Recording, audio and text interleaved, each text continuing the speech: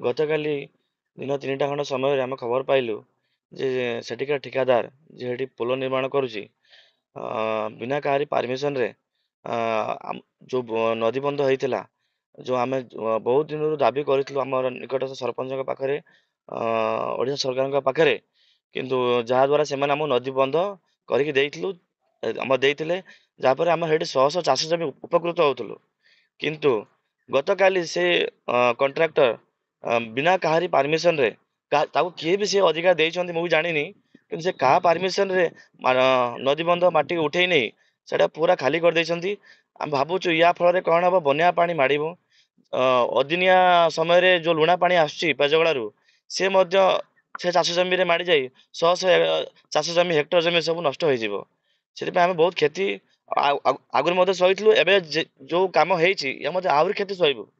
ତ ସରକାରଙ୍କ ଦ୍ୱାରା ଆପଣଙ୍କ ମିଡ଼ିଆ ମାଧ୍ୟମ ଦ୍ୱାରା ଆମେ ଏତିକି ଅନୁରୋଧ କରୁଛୁ କି ଆମକୁ ନ୍ୟାୟ ମିଳୁ।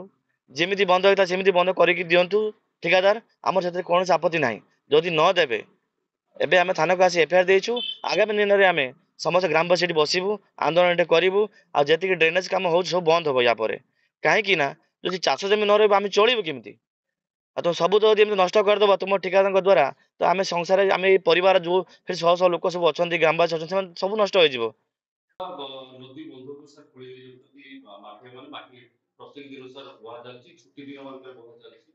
ତଥାପି ଆପଣଙ୍କ ତହସିଲ ଅଧିନରେ ପ୍ରତ୍ୟେକ ଦିନ ହଜାର ହଜାର ଟ୍ରିପ ସାର୍ ମାଟି ବୁହା ଚାଲିଛି। କଣ ଆକ୍ସନ ସାର୍ ତାଙ୍କ ଦେଖନ୍ତୁ, ସେମିତି କିଛି ମୋ ପାଖକୁ ଅଭିଯୋଗ ଆସିନାହିଁ। ଆଉ ଯଦି ଅଭିଯୋଗ ଆସିବ, ଆମର ଯେଉଁ ଅଛି ତହସିଲ ଲେଭେଲ ଏନଫୋର୍ସମେଣ୍ଟ, ସେ ଏନଫୋର୍ସମେଣ୍ଟ ଆମେ କରିବୁ।